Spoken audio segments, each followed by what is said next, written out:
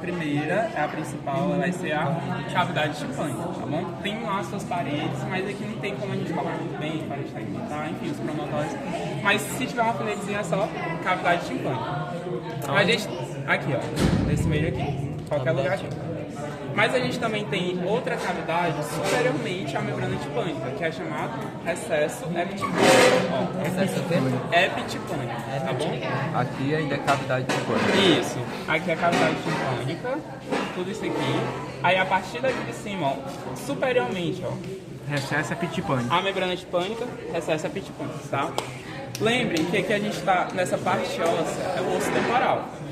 E o osso temporal, ele tem o chamado processo mastóide, né? No processo mastóide, a gente tem várias células mastóides, então se tiver uma agulhinha aqui, essas são células mastóides, que são células por onde passam ar, tá bom?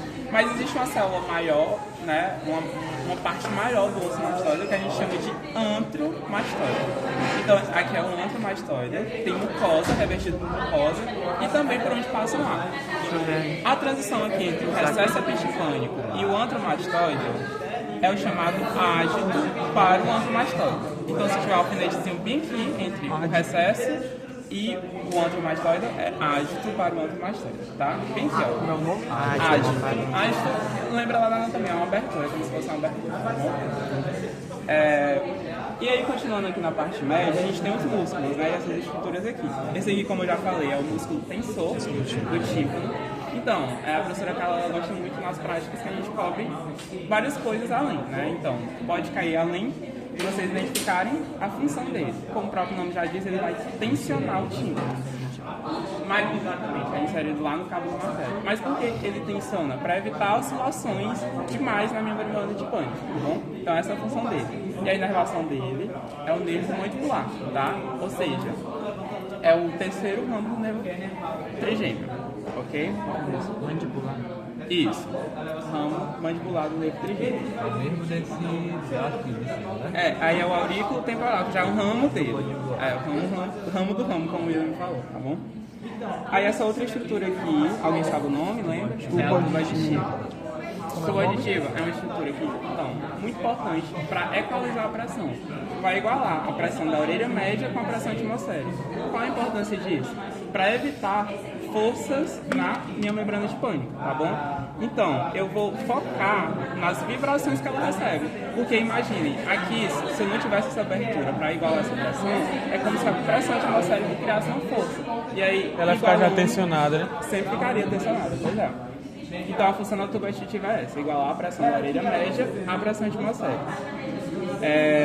Aí também pode ser comparado para vocês a correlação anátomo clínico, tá? A tuba aditiva, ela é o caminho, como ela está ligada também com o processo mais aqui oral, ela é um caminho muito grande de infecções bacterianas e virais.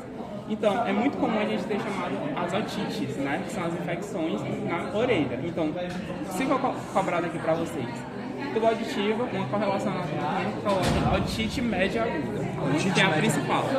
Otite média aguda, que é uma das principais que mais acontece, que é a maior prevalência, tá? Otite média aguda. E aí a gente tem esse outro músculo aqui, que ele... Não, o estapédio, eu nem falei nele porque ele não está bem representado aqui, ó. Seria mais ou menos aqui o estapédio. Mas eu vou cobrar, né? Mas nessa peça aqui não vai ser cobrado o estapédio, tá? Esse aqui eu vou cobrar ele porque, na verdade, ele não é nem um dos principais aqui da orelha média, mas como ele está bem representado gigante aqui, eu vou falar para vocês, que é o levantador do véu palatino. Ele é complementar a um outro, que é o tensor do véu palatino, e os dois vão fazer a abertura da tuba aditiva, tá bom? A função dele vai ser essa. No caso ele oblitera tanto na deglutição e na fala. Exatamente. Ele atua também na abertura aqui, mas atua principalmente lá na deglutição, ele é mais importante. Aqui o principal é o tensor do véu palatino, mas não está bem representado aqui para vocês, tá bom? Posso ver onde é que é? Ó, esse aqui.